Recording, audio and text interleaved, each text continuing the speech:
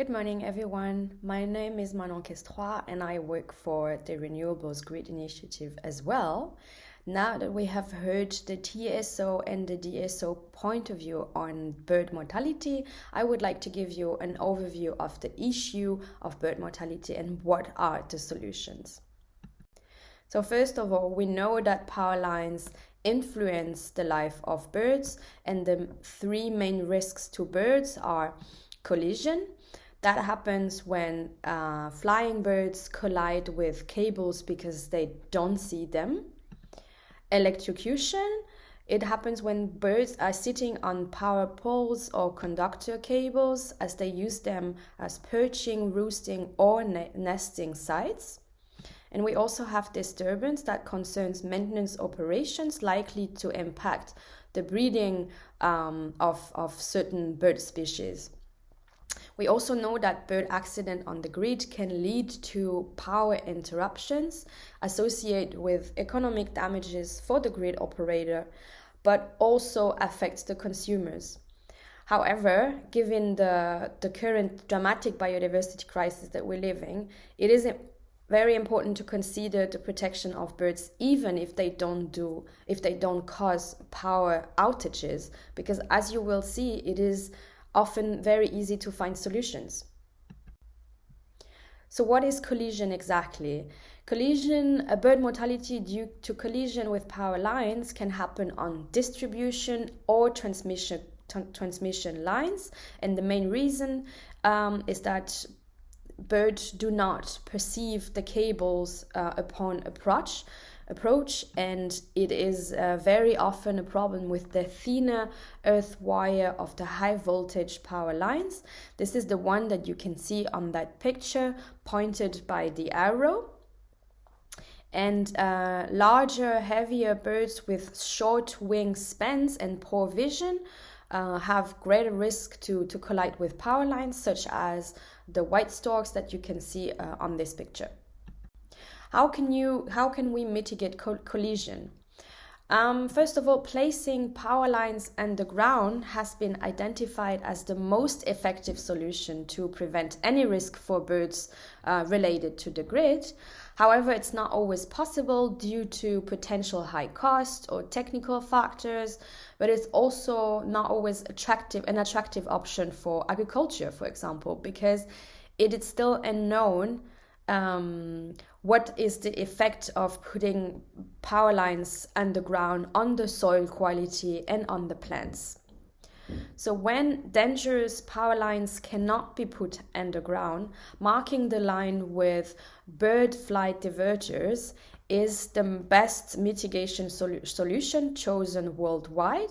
Those markers, those diverters are designed to make overhead lines and structure visible to birds. A vast range of bird flight diverter has been developed over the years. For example, we have the firefly, which rotates with the wind and has a sparkling effect visible to birds. The spirals that are visible to birds during daylight. The spheres, which is one side, most of the time, one side red and one side yellow that lights up at night. And we have the Rieber marker that has separate moving marking straps like this with a blinking effect, which makes them visible to birds.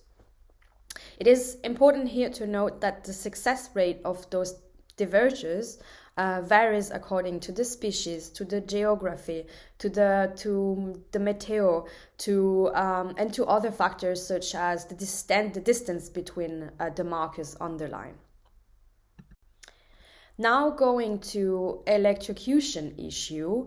This is a problem identified especially on the medium voltage power lines. Why? Because they are very often have components too close together, and they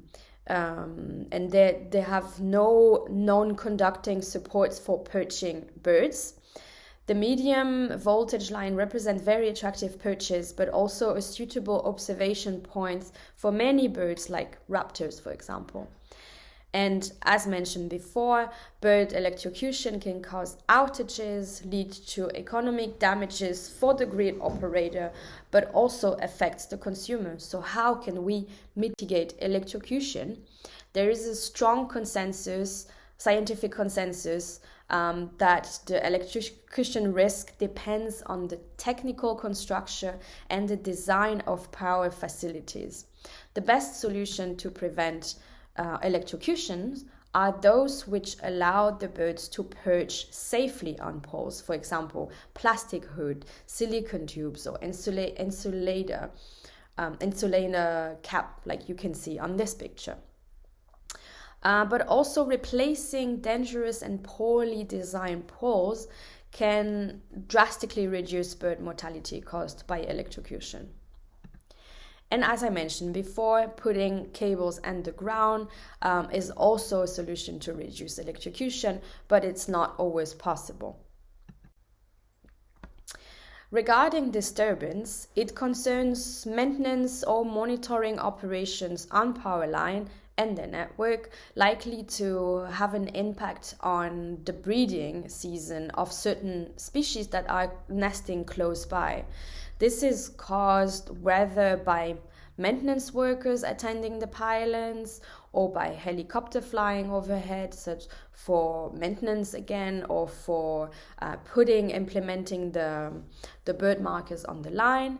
And this can lead to a temporary or permanent abandonment of the nest and to unsuccessful breeding, which may eventually lead to the disappearance of those species in the area.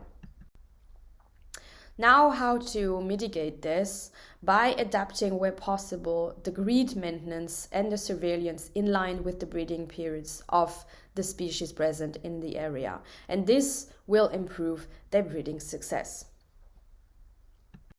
Thank you very much for listening, and I hope you enjoy the rest of the workshop.